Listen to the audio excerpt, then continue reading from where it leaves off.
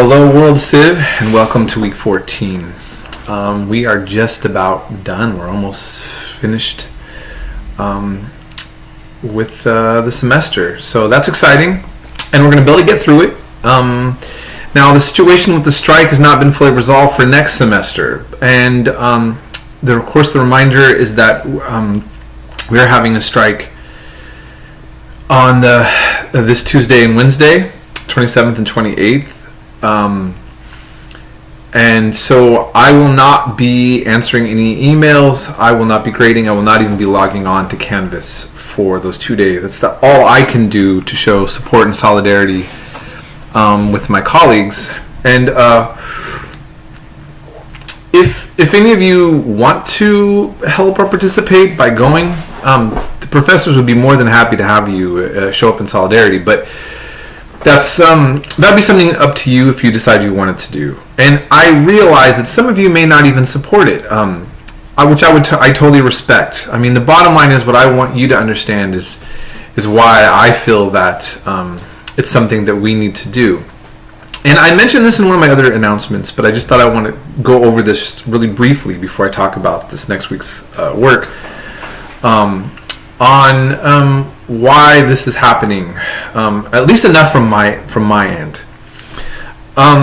So I'm a part-time instructor. The majority of us, a good chunk of the professors you have are part-timers. They're called adjuncts, okay? And many would like to be full-time, but we didn't get hired for that. There's not an opening, so people take what they can. We only can roughly get about 3 classes max. Sometimes you can take like a larger class combined into one, and it'll be like count as sort of like 2 classes. But essentially, just to say roughly speaking, we are at about a 3-class cap max that we're allowed to teach. Now, there's going to be different pay scales for different professors. And by the way, I'm not addressing full-time or pay. I don't really know the full-time world because I'm not a full-timer. So I'm only telling you information based on my current status, okay, just to clarify. So, and by the way, our pay scales for all of us are somewhere on the internet. It's a public disclosure, because taxpayers are paying for us to get our wages, by the way.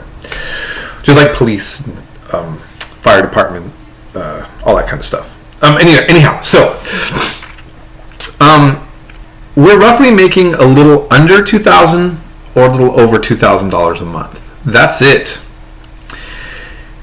My last paycheck was just shy of $2,000 after taxes brought in.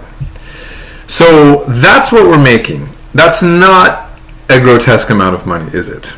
In fact, most people can't survive on that alone. So that's why a lot of us have 2 jobs, sometimes 3 jobs. Some professors teach at several different colleges, and that's how they do it.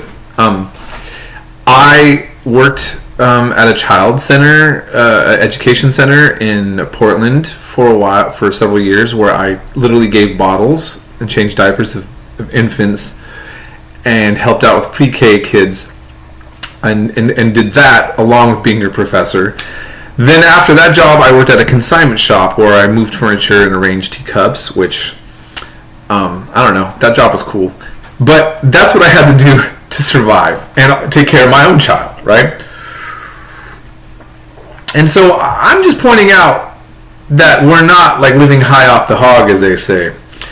And look, again, here I am traveling the world. Here I am in the Netherlands, in Leiden, okay? So I want to remind you again, how can I afford to do this? By literally selling almost everything I owned, not having an apartment or a house back in Portland, and staying with people that I know, taking, the luxury I have is friends that I've kept over the years, or family. So I was in Thailand for over a month at my cousin's, right? I stayed at friends in Denmark and Germany. And I'm here with a very close friend, this girl I've known for years here in the Netherlands, okay? That's how I've been able to afford to do this. And so my whole point is that those of us who are going on strike aren't these spoiled, highly paid professors who just can't get enough and are willing to disrupt your lives so that we can just keep getting so much more money. Okay, that's not what's happening. In fact, if we are actually able to get all of our demands of the union, I don't get that much for it. What I get is it protects me from having a lower quality job, because the district wants me to have so many more extra students that I'm not getting paid for that it's like me teaching a class for free. I don't want to do that, right? By the way, that's the other thing. I don't get paid for making these videos, or for grading, for corresponding with you, for writing letters of recommendation. Nothing. All I get paid for is for the hours in the class. Now, they guesstimate that or put that in there for the online. If I was teaching you at MJC, only the time that the professor is in the classroom are we getting paid for. But yet we're still expected, to do all of these other things, which is mainly what we spend our time doing. And so then to make me have to do that with about 30 extra students after I get 3 extra classes, somewhere around that, and for free, no. So what am I getting? I'm trying to protect myself from being taken advantage of. I'm actually not getting a whole lot extra as far as that I've seen in the bargaining as a part-timer. But it's worth it for me to make this fight happen, right? Okay? So this is where we're at. Just want you to I want to clarify that with you. Okay, I was so happy with the comments and the discussions from this last week's module. We covered Africa, and you guys were able to understand that Africa is cool. It's an interesting country. It's amazing, and it has a lot of surprises, right? And you're seeing, I think already now, you may not remember everything that you've been learning, but you are aware that the world is a complex, interesting place, and that there's been a lot of things you never were exposed to. And that's what makes me happy.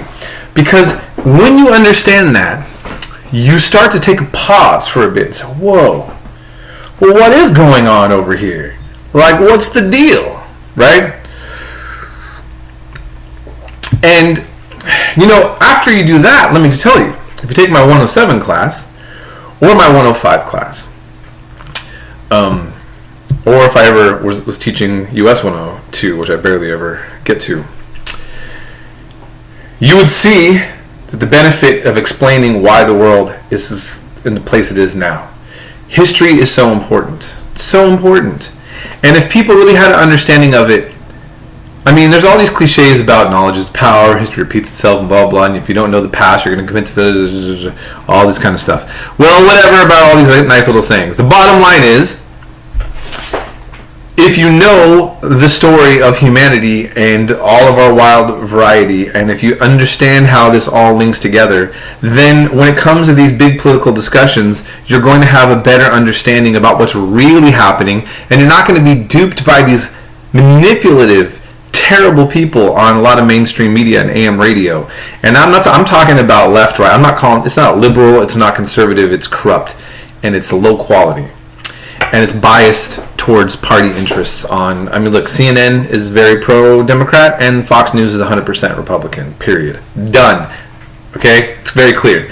AM radio was almost 100% conservative. And they're just bashing on liberals and Democrats, telling you that there's an upcoming Leninist revolution that's not happening. Okay? Because, by the way, there's far less socialism in the world now than there was in the Cold War. Like, far less. In Europe as well. So, just stop. Anyways, moving on to the Mongolian and the steppe peoples and Turkic groups. Very interesting. We have one less assignment, you'll notice, for this week. But I think you'll enjoy this section, and then we will do a little bit more in detail about the Ottoman Empire and all of that next week. So, I'm going to be not available the next 2 days. And you hit me up immediately when you need anything. And it's about 6:19 a.m. I see where you're at. And it is 3:19 over here in the Netherlands p.m. So we may or may not be able to talk today. So that might put us off for about 3 days. But I'll be available as soon as possible. And I hope you have a great week.